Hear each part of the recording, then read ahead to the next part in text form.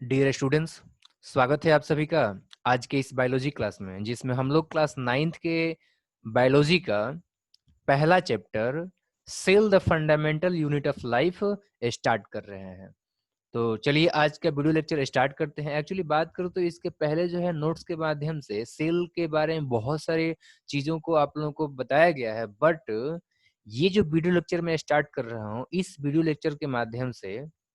Actually इस video lecture series के माध्यम से जो है मैं आप लोगों के स्कूल में जो 9th क्लास का सिलेबस है उसमें उस सवाल का बुक लगता है और उस सवाल के अकॉर्डिंग क्या हमें पढ़ना है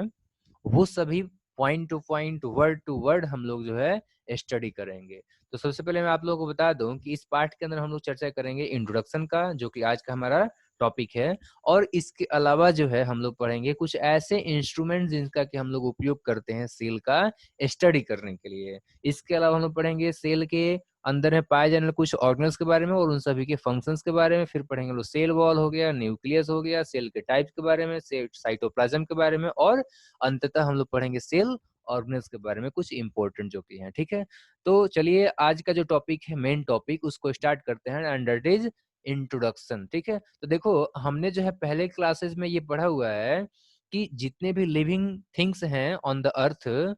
चाहे वो छोटे हो या फिर बड़े हो, सिंपल हो या कॉम्प्लेक्स हो, प्रिमिटिव हो या फिर एडवांस हो, वो सभी के सभी जो है माइक्रोस्कोपिक यूनिट जिसको हम लोग सेल बोलते हैं उनसे मिलकर के बने होते हैं। अब देखो ये जो लिविंग थिंग्स हैं या फिर लिविंग बीइंग्स हैं, चाहे वो प्लांट हो या एनिमल हो, ये सभी के सभी जो है अपना जीवन एक सिंगल सेल से स्टार्ट करते हैं। बट क्या पॉसिबल है उन सभी सिंगल सेल्स को या फिर जो है जो भी सेल्स हैं जिनके मिलकर के वो लिविंग बीइंग्स जो है बनते हैं, क्या ये पॉसिबल है उनको हम लोग देख सकते हैं अपने नेकेड आई से? ठीक है, इस चैप्टर के अंदर में जो है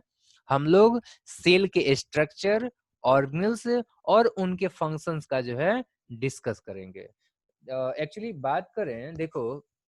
चूंकि ये माइक्रोस्कोपिक साइज के होते हैं सेल, यही वजह है कि इनको जो हम लोग नेकेड आई से नहीं देख पाते हैं। ठीक है, इनको देखने के लिए जो है हम लोग माइक्रोस्कोप का यूज करते हैं और तब जाकर के है माइक्रो ऑर्गेनिज्म का हम लोग स्टडी करते हैं। या फिर बात करें तो अपने मतलब जो भी लिविंग थिंग्स हैं या फिर हम जैसे कि हम खुद ही हो गए, तो अपने इंटरनल स्ट्रक्चर का हम लोग जो है स्टडी करते हैं। एक्चुअली ध्यान दो कि जब हम लोग अपने बॉडी के जो है सेल्स को देखते हैं या फिर जो है किसी भी प्रकार के कोई सेल को देखते हैं हम लोग, तो उसके लिए जो है हम लोग क्या करते हैं कि तरह तरह के डाइंस का यूज करते हैं, तरह तरह का हम लोग जो है स्टेन्स का यूज करते हैं, ताकि जो है जो सेल है उसके बहुत सारे जो डिफरेंट डिफरेंट पार्ट्स होते हैं वो सभी जो है कलरफुल हो, और कलरफुल हो तभी तो हमें सही से दिखाई दे पाएंगे और हम लोग जो है उनका स्ट्रक्चर डिटेल में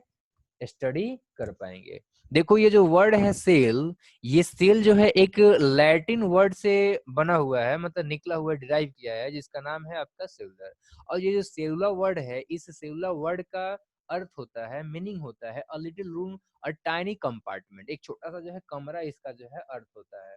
ठीक है, और जितने भी लिविंग थिंग्स हैं, लिविंग वर्ल्ड हैं, ठीक है, उसमें एक्चुअली बात करें तो ये जो ऑर्गेनिजम्स होते हैं वो एक दूसरे से डिफर तो करते हैं, अलग अलग तो होते हैं, बट सब चीजों में सभी लिविंग ऑर्गेनिज्म्स में एक बात कॉमन है, और वो ये है कि सभी के सभी जो लिविंग बीइंग्स होते हैं वो सारे के सारे जो है सेल से ही मिलकर के बने होते हैं। आगे ध्यान दीजिए कि सेल मतलब लिविंग ऑर्गेनिज्म में अगर सेल का बात किया जाए तो ये जो है कॉम्प्लेक्स लिविंग स्ट्रक्चर्स होते हैं। अब देखो ये जो कॉम्प्लेक्स लिविंग स्ट्रक्चर्स हमने बात किया सेल के बारे में, अब देखो ये जो ऑर्गेनिजम्स होते हैं, कुछ ऑर्गेनिजम्स ऐसे होते हैं जो कि इंडिपेंडेंट सिंगल सेल्ड होते हैं, यानी कि जो है ध्यान दो कि इंडिपेंडेंट जो सिंगल सेल्ड होते हैं, जिनको हम लोग यूनिसेलुलर ऑर्गेनिजम्स होते हैं, उनके बॉडी में क्या होता है कि जितने भी बेसिक लाइफ प्रोसेस होते हैं ना, वो सारे के सारे उसी सेल के जरिए किया जाता है। जबकि बात करेंगे अगर हम लोग मल्टी सेलुलर ऑर्गेनिज्म का, तो मल्टी सेलुलर ऑर्गेनिज्म जो होते हैं उनका बॉडी नंबर ऑफ ऐसे सेलों से मिलकर बना होता है, यानी कि ऐसे बहुत सारे सेलों से मिलकर बना होता है। और इस प्रकार से, या फिर कह सकते हैं कि यही कारण है कि सेल को जो है हम लोग लिविंग बीइंग्स का या फिर लिविंग ऑर्गेनिजम्स का हम लोग जो है fundamental structure and functional unit मानते हैं, या फिर उसको जो है हम लोग कह सकते हैं basic life sorry basic unit of life, मतलब कि जीवन का जो है आधारभूत इकाई सेल को कहा जाता है। देखो ध्यान दो कि जितने भी लिविंग बीइंग्स होते हैं वो सभी के सभी जो है बेसिक यूनिट ऑफ लाइफ यानी कि सेल से ही मिलकर के बने होते हैं। और ये जो सेल है इसका डेफिनेशन अलग अलग सेल बायोलॉजिस्ट ने अलग अलग तरीके से बताया हुआ है। अब आप लोगों को जो है मैं एक सबसे ज्यादा या फिर कह सकते हैं बहुत ही ज्यादा सिंपल तरीके से जो है एक सेल का डेफिनेशन बताता हूँ, और वो है unit of biological activity delimited by a semipermeable membrane and capable of cell reproduction in a medium free of other living system is called cell। इसका मतलब ये हुआ कि ये जो सेल होता है वो एक यूनिट होता है बायोलॉजिकल एक्टिविटीज का, जो कि चारों तरफ से जो है एक सेमी परमिएबल मेम्ब्रेन से जो है घिरा होता है। और ये जो सेल होता है वो अपना खुद का जो है रिप्रोडक्शन करने में कैपेबल होता है एक ऐसे मीडियम में जिसमें कि किसी भी दूसरे प्रकार का लिविंग सिस्टम का जो है जरूरत नहीं है, वो फ्री हो उससे, तब भी ये कर सकते हैं। दूसरे तरीके से हम लोग इसको ये डिफाइन कर सकते हैं, a cell is the simplest integrated organisation in living system capable of independent survival. इसका मतलब ये हुआ कि सेल जो है वो सबसे सिंपल इंटीग्रेटेड ऑर्गेनाइजेशन होता है किसी भी लिविंग ऑर्गेनिज्म में, जो कि खुद इंडिपेंडेंट सरवाइव कर सकता है। ठीक है, अब देखो ये जो सेल होते हैं अक्सर इनको जो है हम लोग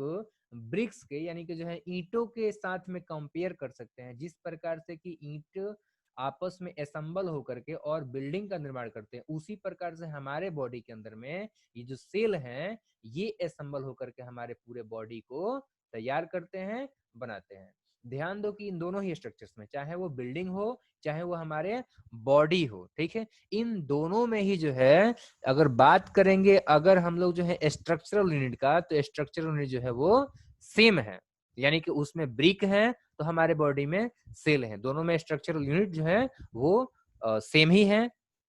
बिल्डिंग के अंदर मैंने बताया है कि वो ईंट है, जबकि हमारे बॉडी के अंदर में जो है वो सेल है। अब ध्यान दो कि साइटोलॉजी क्या है। तो साइटोलॉजी जो है वो सेल का स्टडी है। एक्चुअली ध्यान दो इसमें कि साइटो का अर्थ होता है सेल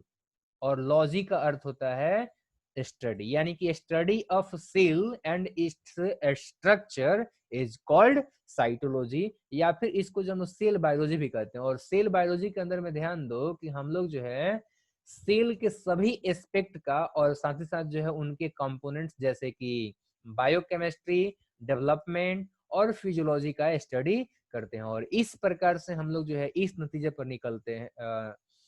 पहुंचते हैं कि सेल जो है वो basic structural and functional unit of life है। और ये भी ध्यान देते हैं हम लोग, या फिर जो है इस निष्कर्ष पर पहुंचते हैं कि सेल को जो है सभी फिजिकल एंड केमिकल कंपोनेंट का आवश्यकता होता है, जिसके वजह से कि वो अपना मेंटेनेंस खुद ही कर सके, अपना ग्रोथ खुद ही कर सके और डिवीजन भी कर सके। तो उम्मीद कर रहा हूं कि आप लोगों को जो है इंट्रोडक्शन में करा पाया, और इन्हीं सेलों के बारे में हम लोग स्टडी करने वाले हैं इस चैप्टर के अंदर में। Thank you very much.